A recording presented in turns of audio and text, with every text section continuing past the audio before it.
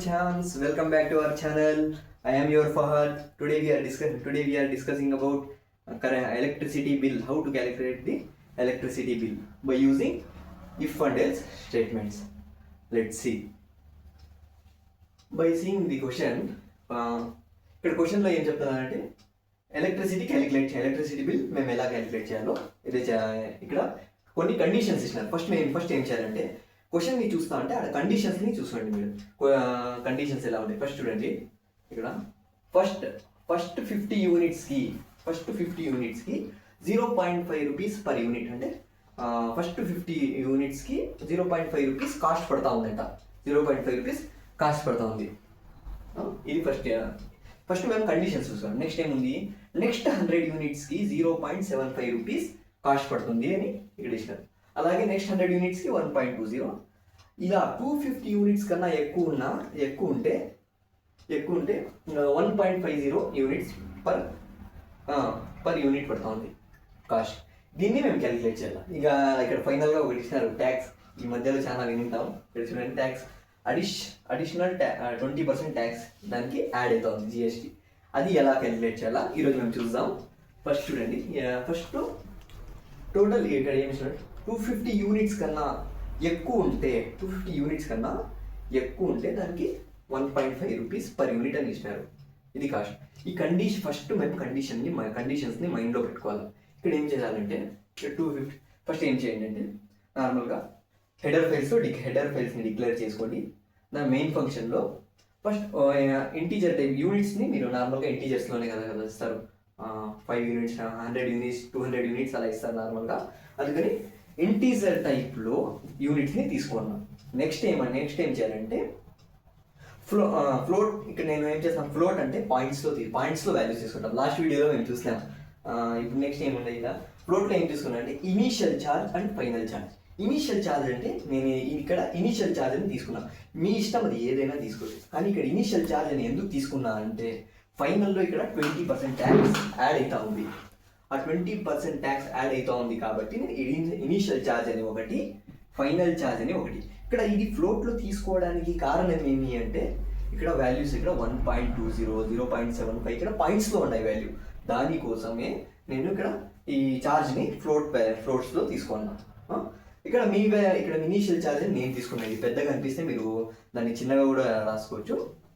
ఇక్కడ చూడండి, ఫస్ట్ ఏం చేయాలంటే ఒక యూజర్ దగ్గర నుంచి ఇన్పుట్ అడగాల మీరు ఎన్ని యూనిట్స్ అని. మా కోడ్కి ఫస్ట్ కోడ్కి మీనింగ్ ఉంటుందా బాగా. ఫస్ట్ కోడ్ చూస్తానంటే ఫస్ట్ ఓపెన్ అవుతా అంటే ఎంటర్ నెంబర్ ఆఫ్ యూనిట్స్ అని అడుగుతాను. అంటే మీకు అర్థమవుతుంది, ఏమని అర్థమవుతుంది, ఎన్ని యూనిట్స్ వచ్చిందని ఎంటర్ చేయమని అడగల. అది మేము క్లియర్గా రాసుకుంటే యూస్ చేసే వాళ్ళకి బాగా అర్థమవుతుంది. ఇక్కడ చూడండి, ఎంటర్ నెంబర్ ఆఫ్ యూనిట్స్. ఇప్పుడు యూజర్ ఒక 280 యూనిట్స్ ఇచ్చినారు అనుకోండి. 280 యూనిట్స్ ఇచ్చినారు. అది ఇక్కడ ఏముంది, ఫస్ట్ 50 యూనిట్స్కి 0.5, నెక్స్ట్ 100కి 0.75, నెక్స్ట్ 100కి 1.20. దానిపైన ఉండేది టోటల్ యాడ్ చేస్తే 250 వస్తుంది. దీనిపైన ఉండేదానికి 1.50 రాసుకోవాలి. దీన్ని ఎలా రాసుకోవాలో చూద్దాం. ఫస్ట్ ఏం చేయాలంటే ఇక్కడ నేను ఇది రబ్ చేస్తాను. కండిషన్ ఎందుకు అంటే కాస్త ఇక్కడ స్పేస్ కావాలండి.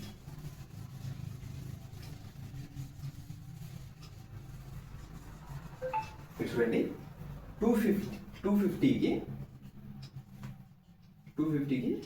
First 50 units plus next 100 units plus next 100 units. ఇది 250.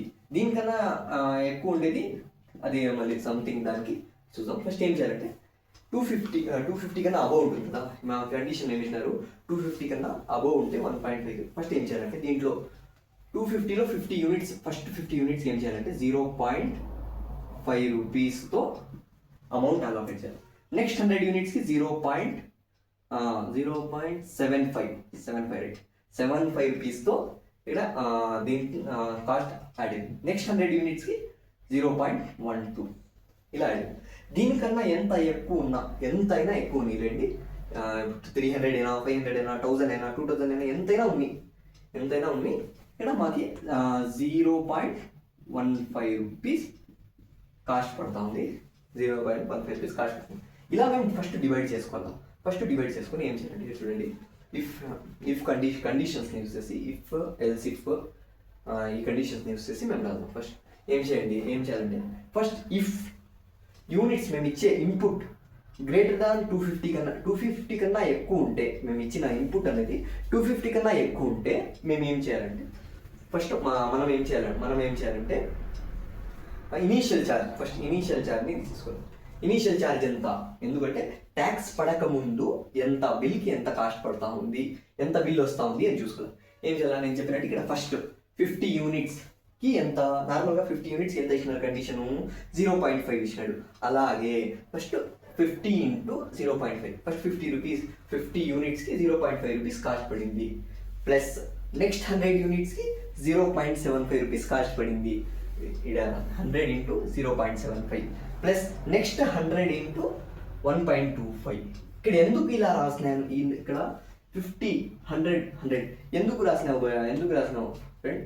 50 అలా కూడా రాసుకోవచ్చు కదా అంటారు. కానీ ఇక్కడ మా కండిషన్లో చూస్తే first 50 units, next 100 units, next 100 units అని ఇచ్చినారు. దానివల్ల నేను ఏం చేసినానంటే ఫస్ట్ 50 యూనిట్స్కి 0.50 వాళ్ళు చెప్పిన విధానంగా మేము రాసుకున్నాం. 50 యూనిట్స్కి 0.50 ప్లస్ నెక్స్ట్ 100 యూనిట్స్కి 0.75, నెక్స్ట్ 100 యూనిట్స్కి 1.5. ఇది ఎంత అయింది టోటల్? 250 అయింది. మాకు ఏం కావాలి? టోటల్ 250 కన్నా ఎక్కువ ఉన్న దానికి అమౌంట్ ఎంత అవుతుంది అని చెప్పాలి. టోటల్ ఇక్కడ 250కి ఇక్కడ వాల్యూ వచ్చేసింది. ఇక్కడ 250 యూనిట్స్ వస్తే ఇంత అమౌంట్ వస్తుంది. 250 కన్నా ఎక్కువ వచ్చింది కదా, దానికి ఏం చేయాలంటే టోటల్ యూనిట్స్ ఇప్పుడు 280 యూనిట్స్ వచ్చింది అనుకోండి. మీకు 280 యూనిట్స్ వచ్చిందంటే దాంట్లో నుంచి 250 యూనిట్స్కి ఇంత కాస్ట్ పడిపోయింది ఇనీషియల్గా. ఇప్పుడు నెక్స్ట్ దానికన్నా ఎక్కువ ఉంటాయి. ఇప్పుడు ఎంత ఉంది? 250 కన్నా 280 కదా, 280 ఎంత ఉంది? 30 యూనిట్స్ ఎక్కువ ఉంటాయి. 30 యూనిట్స్కి ఎంత పడాలా అంటే 250 కన్నా ఎంతైనా ఎక్కువ ఉండేదండి 1.50 రూపీస్ యాడ్ అవుతుంది. ఇప్పుడు చూడండి టోటల్ యూనిట్స్ మైనస్ 1.50. ఇక్కడ ఏం చేసిన టోటల్ యూనిట్స్ మైనస్ 250 చేసిన. ఎందుకు? టోటల్ యూనిట్స్ ఇప్పుడు 280 మైనస్ 250. ఇక్కడ 250 ఎందుకు తీసినాను అంటే ఇక్కడ 250 యూనిట్స్ యొక్క కాస్ట్ ఈడు ఉంది. అర్థమైందా? ఈ 250 యూనిట్స్ యొక్క కాస్ట్ ఈడు ఉంది. ఇప్పుడు నెక్స్ట్ దానికన్నా ఎక్కువ ఉండేదానికి 1.50తో మల్టిప్లై చేస్తే టోటల్ వాల్యూ వస్తుంది. ఇప్పుడు ఇది ఇనీషియల్ ఛార్జ్. మేము ఇచ్చిన 280 ఉంది. ఫస్ట్ చూసింది, ఫస్ట్ ఎంటర్ అయినా అంటే ఇఫ్ ఏం చెప్తుంది? ఇఫ్ చూస్తాను ఫస్ట్ ఏం చూసింది? కండిషన్ ఏమి? యూనిట్స్ గ్రేటర్ దాన్ 250 ఉన్నాయి. ఇప్పుడు మీరు 280 ఇన్పుట్ ఇచ్చినారనుకోండి, గ్రేటర్ దాన్ 250. ఫస్ట్ ఏమవుతుంది? ఇఫ్లో పోయి చూస్తుంది, ఆ ఇనీషియల్ ఛార్జ్ క్యాలిక్యులేట్ చేస్తుంది. దాని తర్వాత ఏం చేస్తుందంటే ఇనీషియల్ ఛార్జ్ని మేము బయటికి ప్రింట్ చేసుకోవాలా. మాకు అర్థం అవ్వాలి కదా, మనకు అర్థం అవ్వాలి. ఇనీషియల్ ఛార్జ్ ఇది ఎంత వచ్చిందో దీన్ని క్యాలిక్యులేట్ చేసి వస్తుంది. ఇది తీసుకోండి. ఇప్పుడు మేము నేను 280 ఇస్తాను, నేను దానికన్నా తక్కువ కూడా రావచ్చు కదా నాకు. ఇది ఇప్పుడు సంథింగ్ 240 రూపీసే వచ్చింది అనుకోండి. 240 రూపీసే వచ్చింది అనుకోండి. ఇక్కడ వస్తుంది ఫస్ట్, ఇక్కడ మీరు ఇన్పుట్ చూసుకుంటే నెక్స్ట్ 240 రూపీస్. ఇక్కడ గ్రేటర్ దాన్ 250 ఉంది. ఇది కాదు, ఈ కండిషన్ కరెక్ట్ కాదు. అందుకని ఏం చేస్తుంది ఇక్కడ ఎల్స్ ఇఫ్ అంటే నెక్స్ట్ చాయిస్ కూడా ఉంది. ఇక్కడ నెక్స్ట్ చాయిస్ ఏం చేస్తుంది? యూనిట్స్ ఎక్కడి నుంచి ఎక్కడి వరకు తీసుకోవాలా? 150 నుంచి 250 లోపల. ఎందుకు 150 నుంచి 250 లోపల తీసుకుంటున్నారు అంటే వాళ్ళు ఏం చెప్పారు? First 50 units, next 100. మాకు వచ్చిన ఇప్పుడు 240 బిల్ యాడ్ ఉంది. నెక్స్ట్ తర్వాత నెక్స్ట్ 100లో ఉంది మాకు వచ్చినవి. ఇది ఫస్ట్ మేము కండిషన్ రాసుకోవాలి. ఏమని? నెక్స్ట్ 100 యూనిట్స్ కదా, ఫస్ట్ 50 యూనిట్స్ ప్లస్ 100 యూనిట్స్ ఎంత? 150 అయింది. 150 కన్నా నెక్స్ట్ 100 యూనిట్స్ అని చెప్పినారు కదా, నెక్స్ట్ 100 యూనిట్స్. దానివల్ల 150 నుంచి 250 లోపల అంటే నెక్స్ట్ 150 నుంచి 250 లోపల ఏమిటి? 240 150 నుంచి 250 మధ్యలో ఉంటుంది. దానివల్ల ఈ కండిషన్ రైట్. ఇక్కడ డబుల్ అండ్ ఆపరేటర్ యూజ్ చేస్తాం. అండ్ ఆపరేటర్ ఏం చేస్తుందంటే కండిషన్లో ఇప్పుడు ఇది ఒక కండిషన్. ఈ కండిషన్లో రెండు ట్రూ కావాలా.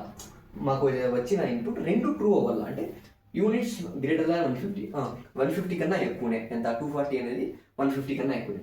Units less than or equal to 250 అంటే యూనిట్స్ అనేది 250 కన్నా తక్కువనా? కరెక్ట్, తక్కువనే. అంటే రెండు ఇక్కడ అవుతున్నాయి కాబట్టి ఈ కండిషన్ని చేస్తాం. అదే మనము ఇక్కడ డబుల్ అండ్ యూస్ చేయకుండా డబుల్ ఆర్ ఆపరేటర్ యూస్ చేసింటే ఫస్ట్ ఏం చేస్తుందంటే 150 కన్నా గ్రేటర్ ఉందా అని చూస్తుంది. ఏదైనా ఒక కండిషన్ రైట్ అయితే కూడా అది క్యారీ అయిపోతుంది, క్యాలిక్యులేట్ చేస్తుంది. అలా చేయకూడదు. మనకి ఏం చేయాలి, నెక్స్ట్ 100 అని చెప్పినారు కాబట్టి 150 నుంచి 250 మధ్యలో క్యాలిక్యులేట్ చేయాలి.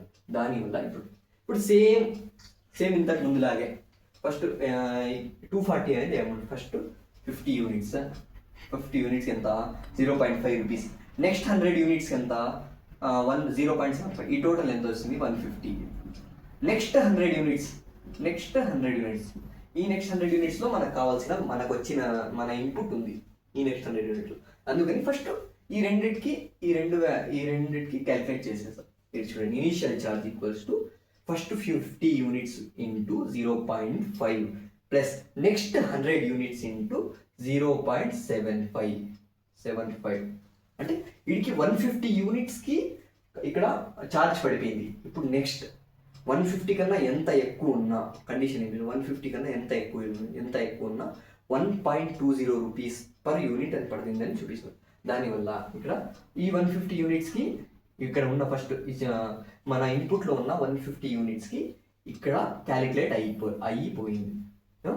దానివల్ల ఈ 150 టోటల్ యూనిట్స్లో నుంచి రిమూవ్ చేసి ఈ 150 కన్నా ఎక్కువ ఎంత ఉంటుంది, టోటల్ యూనిట్స్లో నుంచి 150 రిమూవ్ చేస్తే అండ్ 50 + 40 90 యూనిట్స్ ఉంటుంది. ఆ 90 యూనిట్స్ ఇంటూ 1.20 రూపీస్తో క్యాలిక్యులేట్ చేస్తుంది. అప్పుడు ఇనీషియల్ ఛార్జ్ వస్తుంది. ఇక్కడ ఇనీషియల్ అలా ఇది 1 by 1 చూసుకొని వస్తుంది. ఇప్పుడు మేము ఇచ్చిన ఇన్పుట్ 40 ఉంది అనుకోండి, ఫస్ట్ చూస్తుంది 250 గ్రేటర్ దాన్ 250 అంటే కాదు, 150 కన్నా గ్రేటర్ ఈ మధ్యలో ఉందంటే కాదు, 50 కన్నా 50కి 150కి మధ్యలో ఉంది అంటే కూడా రెండిట్లో కూడా లేదు. ఇప్పుడు ఎక్కడుంది, 50 కన్నా తక్కువ ఉంది. 50 కన్నా తక్కువ ఉంటే ఎంత తీసుకోవాలా, 0.5 రూపీస్తో మనం క్యాలిక్యులేట్ చేయాలని కండిషన్. ఇక్కడ చూడండి, ఫస్ట్ మనము ఏం చేయాలంటే క్వశ్చన్ చూస్తాను. మెయిన్ క్వశ్చన్లోనే ఉంటుందండి ప్రతి ఒక్కటి. క్వశ్చన్లో కండిషన్స్ ఇచ్చింటారు. ఆ కండిషన్స్ని బట్టి మేము ఈ ఫెల్స్లో మనమే అడ్జస్ట్ చేసుకోవచ్చు. మీకు కాస్త ప్రాక్టీస్ చేస్తే అర్థమవుతుంది. ఒక 2-3 ప్రాబ్లమ్స్ మేము ఇప్పుడు మనం చెప్తాము ఈ వీడియోస్లో. నెక్స్ట్ వీడియోస్లో ఇవి ఇంపార్టెంట్ ప్రాబ్లమ్స్ కాబట్టి ఇంపార్టెంట్ ప్రాబ్లమ్స్ అని చెప్తున్నాము. ఇప్పుడు నెక్స్ట్ చూడండి, లెస్ దాన్ 50 కాబట్టి ఏం చేస్తుంది, ఇక్కడ ఏమి 100 నెక్స్ట్ 100 లేదు, డైరెక్ట్గా 50 యూనిట్స్ కన్నా తక్కువైంది. దానివల్ల ఏం చేస్తామంటే 0.5తో మల్టిప్లై చేస్తే ఇనిషియల్ ఛార్జ్ వస్తుంది. ఇలా క్యాలిక్యులేట్ అవుతుంది. ఇప్పుడు మేము ఇచ్చిన యూనిట్స్కి ఇనీషియల్ ఛార్జ్ ఎంత వచ్చింది అనుకోండి, ఆ ఇనీషియల్ ఛార్జ్కి 20% ట్యాక్స్ యాడ్ చేసుకోమని చెప్పారు. చేసుకోమని చెప్పారు కాబట్టి initial charge plus 20% of initial charge. అర్థమైందా? ఇక్కడ ఏమంటే టోటల్ ఫైనల్ ఛార్జ్ ఏమవుతుందంటే, ఇనీషియల్ ఛార్జ్ ఎంత వచ్చింది, ఇది క్యాలిక్యులేట్ చేసింటారు కదా. ఇప్పుడు మనం ఇచ్చిన ఇన్పుట్ ఈ కండిషన్లో నుంచి దాంట్లో ఒకటి వచ్చి ఉంటుంది, దాంట్లో నుంచి ఇనీషియల్ ఛార్జ్ వస్తుంది ప్లస్ 20%. దానికి 20% ఎక్స్ట్రా అయ్యాల. దానివల్ల ఇక్కడ ఏం చేస్తామంటే ఇనీషియల్ ఛార్జ్ ఇంటూ 20% అంటే 20/100. 20/100 అంటే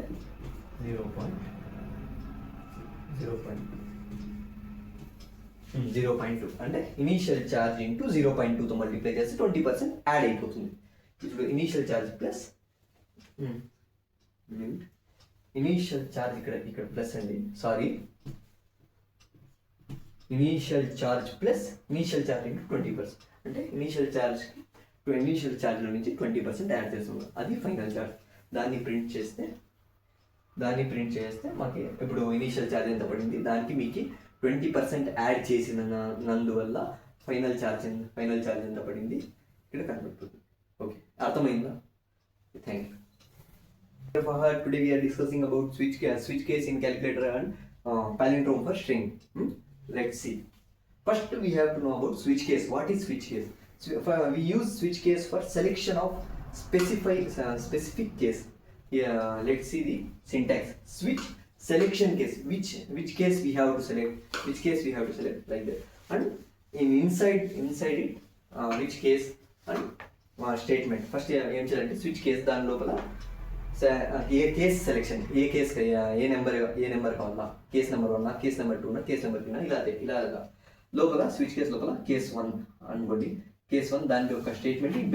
ఈ బ్రేక్ ఎందుకంటే ఫర్దర్ ఎగ్జిక్యూషన్ కాకుండా స్టాప్ చేయడానికి ఈ ఇక్కడ బ్రేక్ అని యూస్ చేస్తాం. ఇది స్విచ్ కేసులో ఇది యూస్ చేయాల్సింది. ఇది సింటాక్స్లో వస్తుంది. ఇప్పుడు మేము మనం చూద్దాం calculator switch case using switch కేస్ని యూస్ చేసి ఎలా రాయాలి చూడండి. ఫస్ట్ ఏం చేయాలంటే హెడర్ పాయింట్ డిక్లేర్ చేసుకొని మనము ఒక కేస్ని సెలెక్ట్ చేసుకోవాలి. కాబట్టి ఒక సెలెక్ట్ అనే కీవర్డ్ని తీసుకుంటున్నాం. ఇప్పుడు కేస్ని సెలెక్ట్ చేసుకోవాలి కదా, అది మీ ఇష్టం, ఏదైనా తీసుకోండి. ఎందుకంటే ఈ కేస్ 1 సెలెక్ట్ చేసుకోవాలా, కేస్ 2 సెలెక్ట్ చేసుకోవాలా, కేస్ 3 సెలెక్ట్ చేసుకోవాలి, 4 ఈ 4 కేసెస్లో ఏది సెలెక్ట్ చేసుకోవాలి కాబట్టి ఒక సెలెక్ట్ అని తీసుకొని ఇప్పుడు దాన్ని సెలెక్ట్ చేసుకోవాలి. ఫస్ట్ కేసులో అడిషన్ ఉంది, సెకండ్ కేసులో సబ్స్క్రిప్షన్ ఉంది, థర్డ్ కేసులో మల్టిప్లికేషన్, ఫోర్త్ కేసులో డివిజన్. ఇలా ఏది సెలెక్ట్ చేసుకోవాలా దాన్ని బట్టి ఒక సెలెక్ట్ అని వర్డ్ని తీసుకొని ఇది ఎక్కడ యూస్ చేస్తామంటే సెలెక్షన్ ఆఫ్ కేస్. సింటాక్స్లో మేము ఉంది సెలెక్షన్ ఆఫ్ కేస్. ఇక్కడ దానివల్ల ఇక్కడ సెలెక్ట్ వర్డ్ తీసుకున్నాం. దాని తర్వాత ఏం చేయాలంటే మనకి ఏది కావాలి, మనకి అడిషన్ కావాలా, సబ్స్క్రిప్షన్ కావాలా చూడండి. ఎంటర్ యువర్ చాయిస్ అంటే కేస్ 1, కేస్ 2, కేస్ 3 ఈడ కనిపిస్తుంది మాకు అవుట్పుట్లో. ఏడ అడిషన్ కావాలా, సబ్స్క్రిప్షన్ కావాలా, మల్టిప్లికేషన్ కావాలా, డివిజన్ కావాలా, అది మేము ఇప్పుడు 1, 2, 3, 4 ఏదో ఒకటి చూస్ చేసుకున్నాం. ఇప్పుడు 1, 2, 3, 4 కాకుండా ఇంకా ఎక్స్ట్రా 5 అని ఎంటర్ చేసినాం అనుకోండి, అది డిఫాల్ట్ కేసులో వచ్చేస్తుంది. అదంతా డిస్కస్ చేద్దాం. ఫస్ట్ చూడండి, ఇలా రాసుకొని ప్రింట్లో ఒక యూజర్కి కనబడాలి కాబట్టి కేస్ 1 అడిషన్, కేస్ 2 సబ్స్క్రిప్షన్ ఇలా పెట్టుకున్నాము.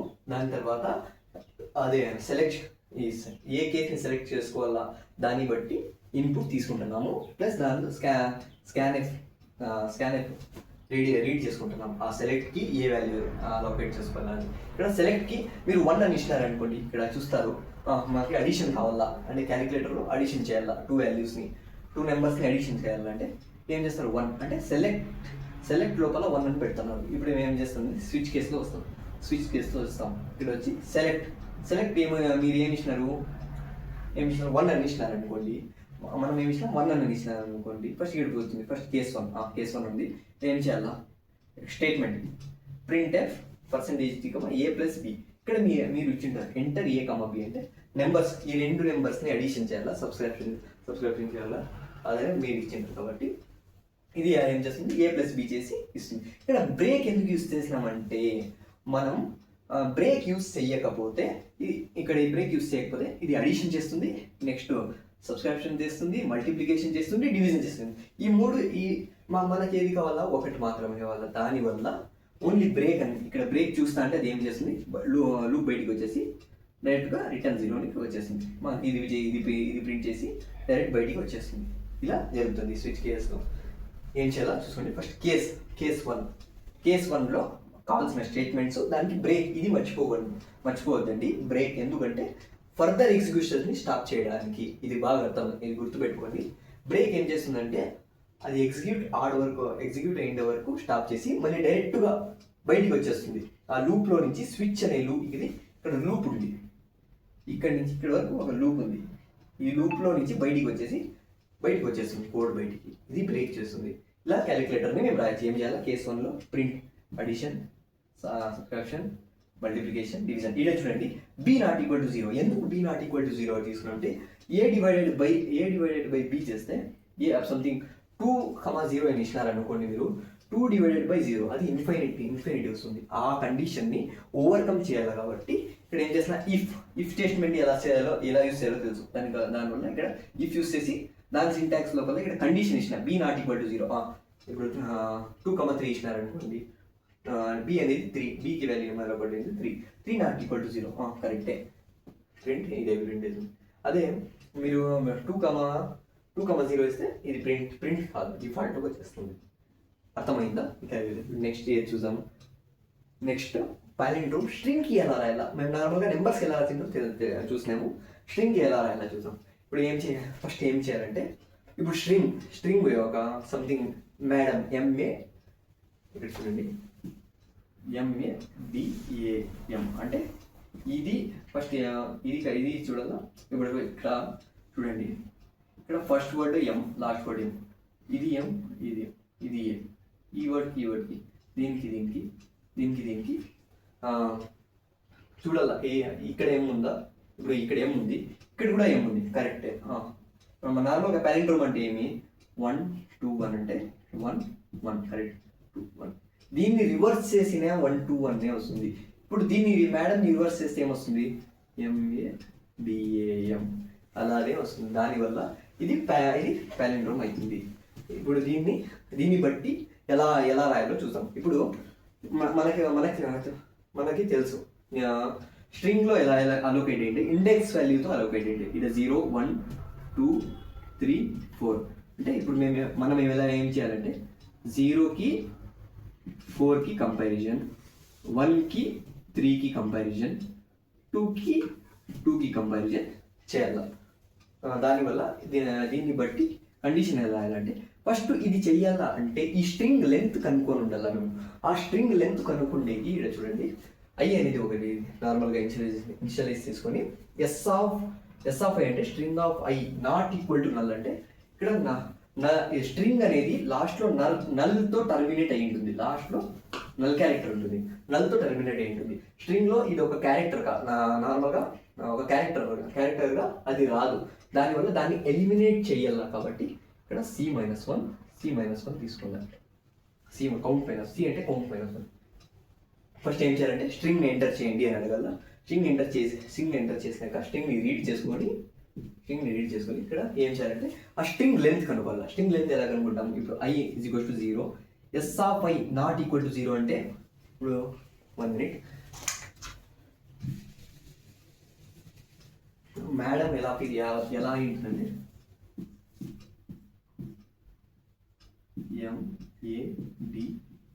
MADAM ఇక్కడ నల్ క్యారెక్టర్ ఎంత 0 1 2 3 4 5. ఈ 5ని మాకు రిమూవ్ చేయాలి. టోటల్ లెంత్ ఎంత, string length 5.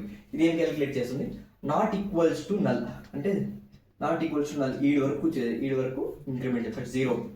Yes of I not equals to అంటే ఎస్ ఆఫ్ ఐ అంటే ఇక్కడ ఐ వాల్యూ ఎంత 0, ఎస్ ఆఫ్ 0 అంటే ఎస్ ఆఫ్ 0 అనేది ఎం వాల్యూ. ఎస్ ఆఫ్ 0 ఇక్కడ ఎస్ ఆఫ్ 0లో ఇక్కడ నల్ క్యారెక్టర్ ఉందా, లేదు. నెక్స్ట్ చూస్తుంది ఇంక్రిమెంట్ I++. ఎస్ ఆఫ్ 1లో నల్ క్యారెక్టర్ ఉందా, లేదు. అలా ఎస్ ఆఫ్ 5లో నల్ క్యారెక్టర్ ఉందా, ఉంది. అందుకని ఈడ ఆపేస్తాం. టోటల్ వాల్యూ C ఎంత వచ్చింటుంది, 5 వచ్చింటుంది. టోటల్ 5 వచ్చింటుంది. ఇక్కడ 5 అనేది లాస్ట్ ఫైనల్ వాల్యూ, 5 అనేది ఫైనల్ వాల్యూలో నల్ క్యారెక్టర్ ఉంది. మీకు ఇప్పుడు చూస్తున్నారు కదా, నల్ క్యారెక్టర్ ఉంది. ఇప్పుడు ఏం చేయాలంటే ఇదే కండిషన్ 0కి 4కి 1కి 3కి 2కి క్యాలిక్యులేట్ ఇది చేసుకోవాలి. కాబట్టి ఇక్కడ మాకు టోటల్ వాల్యూస్ 5 ఉన్నాయి. ఈ 5ని రిమూవ్ 5 - 1 చేస్తే 4 వస్తుంది. అందుకని ఇక్కడ ఏం చేశానంటే ఎస్ ఆఫ్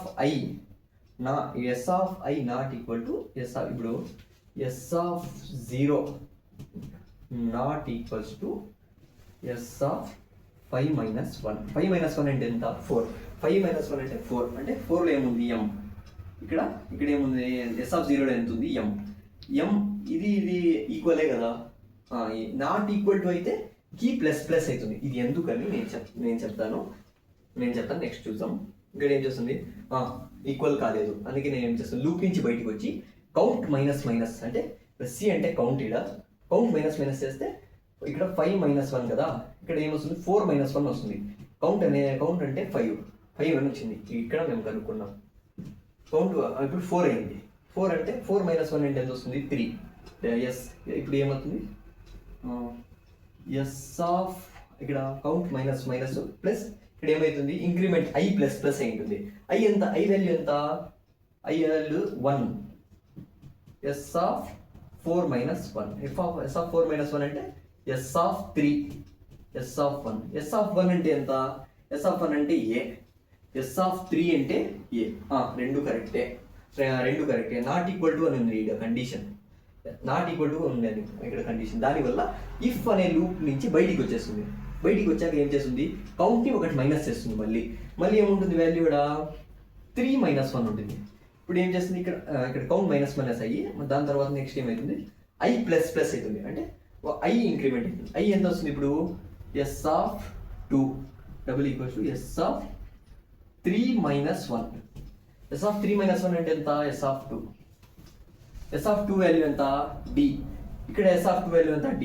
రెండు ఈక్వల్. ఇది పాలిండ్రోమ్ని ఓకే చేస్తాం. ఇప్పుడు ఈ మేడం లేదు, ఇక్కడ మేడం లేదు సంథింగ్ ఇప్పుడు చూడండి FAHAD ఇది ఉంది, ఫహద్ అని ఉంది. ఇదేంటి 0 1 2 3 4 నల్ క్యారెక్టర్తో టర్మినేట్ అయ్యి ఉంటుంది. 5 నల్ క్యారెక్టర్తో టర్మినేట్. ఇది ఏం చేస్తుంది ఫస్ట్ ఏమంటే s(0) కండిషన్ మీరు ఇచ్చిన condition s(0) not equals to c ఎంత టోటల్ 5 - 1. 5 - 1 అంటే 4. s(4) s(0) not equals to s(4). s(0) ఎంత f. s(4) అంటే ఎంత d. f equals to d అవుతుంది అండి, కాదు కదా. f ఈక్వల్ టు d అవుతుంది. ఇక్కడ నాట్ ఈక్వల్ టు d అవుతుంది. నాట్ ఈక్వల్ టు d అవుతుంది. దానివల్ల ఏం చేస్తుంది, నాట్ ఈక్వల్ టునే కదా ఇది ఇచ్చిండేది మేము కండిషను, మనము ఇచ్చిండేది కండిషను. దానివల్ల ఏం చేస్తుంది కీ ప్లస్ అవుతుంది. ఇది కీ అనేది మీరు ఏదైనా ఒకటి తీసుకోండి. ఇక్కడ కీ ప్లస్ అవుతుంది. మళ్ళీ నెక్స్ట్ చెక్ చేస్తుంది. కౌంట్ మైనస్ అవుతుంది. కౌంట్ మైనస్ అయినప్పుడు ఇక్కడ 4 ఉంటుంది, ఇక్కడ 3 అవుతుంది. s(0) double equals to s(3). s(0) ఎంత ఇక్కడ i ప్లస్ కూడా ఉంటుంది. s(1) అంటే a not equals to s(3). s(3) అంటే a నాట్ ఈక్వల్స్ టు ఏనా, కాదు. అందుకని దానివల్ల ఇంకోటి ఇంక్రిమెంట్ కాదు. మళ్ళీ కౌంట్ మైనస్ అయ్యి నెక్స్ట్ చెక్ చేస్తుంది. ఇలా చేస్తుంది. కానీ ఇక్కడ ఏమైంది, కీ ప్లస్ ఒక చోట అయింది. ఒక చోట కీ ప్లస్ అయింది అంటే కీ వాల్యూ 1 అయింది. అంటే కీ వాల్యూ ఇక్కడ ఫస్ట్ ఇనీషియల్గా 0 పెట్టాము. ఎందుకంటే 0 ఇంకా ఇక్కడ మేము కౌంట్ అనే వాల్యూని 0 పెట్టకపోతే ఏమవుతుందంటే అది గార్బేజ్ వాల్యూని తీసుకునేస్తుంది. అది మెమొరీ కదా, చాలా పెద్దగా ఉంటుంది. గార్బేజ్ వాల్యూని తీసుకునేస్తుంది. దానివల్ల కౌంట్ అనేది 0గా ఇనిషియలైజ్ చేసుకున్నాం. దాన్ని బట్టి కీ ప్లస్ అయిందంటే కీ అనేది 0 ఇచ్చినాము. కీ ప్లస్ అయితే కీ 1 అయింది. అంటే ఒకటి నాట్ ఈక్వల్ ఉంది. ఒకటి నాట్ ఈక్వల్ ఉంది. దానివల్ల ఒకటి నాట్ ఈక్వల్ అంటే ఒకటి తక్కువైంది అని అర్థం. ఒకటి తక్కువైంది. ఇక్కడ కీ గ్రేటర్ దాన్, నేను ఏం చేసిన ఫైనల్లో కండిషన్ ఏం చేసిన, కీ గ్రేటర్ దాన్ 0 అనేది అంటే కీ అనేది 1 అనేది గ్రేటర్ దాన్ 0 అని అంటే ఒకటి నాట్ ఈక్వల్ అయింది కాబట్టి కీ అనేది 1 అయింది. కీ అనేది 1 అంటే దానికి మీనింగ్ ఏమి, అది పాలిండ్రోమ్ కాదు. ఎందుకు కాదు అంటే ఒకటి తక్కువైంది. జోక్ వేసిన ఏమనుకోదు. నాకు కాస్త తెలుగు కాస్త తక్కువ వస్తుంది ఏమనుకోదని. లాస్ట్ టైము మనము అనడానికి ప్లేస్లో మేము అన్నా, సారీ ఏమనుకోదని. ఇప్పుడు ఇక్కడ కీ గ్రేటర్ దాన్ 0 వచ్చింది అంటే నాట్ పాలిండ్రోమ్. అదే కీ గ్రేటర్ దాన్ 0 కాలేదనుకోండి, ఇప్పుడు ఏముంది మేడం ఉంది, అక్కడ కీ అనేది ఇంక్రిమెంటే కాలేదు. దానివల్ల కీ వాల్యూ గ్రేటర్ దాన్ 0 ఉండదు. ఇక్కడ కండిషన్ చూస్తుంది కీ గ్రేటర్ దాన్ 0 కాదు. దానివల్ల ఏం చేస్తుంది, ఎల్స్లో ప్రింట్ చేస్తుంది. ఏమి మేడంకి పాలిండ్రోమ్ అని ప్రింట్ చేస్తుంది. ఇది చూడండి. మా ఛానల్ని సపోర్ట్ చేయండి. ఏమైనా క్వరీస్ ఉంటే కామెంట్స్లో చెప్పండి. తెలుగు కాస్త problem. Bye. Hello CodeChamps, I'm your Fahad. ఈరోజు మేము డిస్కస్ చేయబోయే టాపిక్ డూ వైల్ లూప్. చాలా మందికి అర్థం కాదు, ఎలా వర్కౌట్ చేయాలా, ఎలా యూజ్ చేయాలా. మరియు దీనికి ఎగ్జాంపుల్స్ కూడా చాలా తక్కువ ఉంటాయి. ఇది ఇప్పుడు మేము ఒక పెద్ద క్వశ్చన్ వచ్చినప్పుడు కాస్త ప్రోగ్రామ్ పెద్దగా ఉంటే కరెక్షన్ చేసే వాళ్ళకి కాస్త పెద్దగా రాసినారు, కాస్త ఇవ్వాల మార్క్స్, కట్ చేయకూడదు అని ఒక ఉద్దేశం ఉంటుంది. నార్మల్గా డూ వైల్ లూప్ అంటే నార్మల్ చిన్నగా రాస్తారు.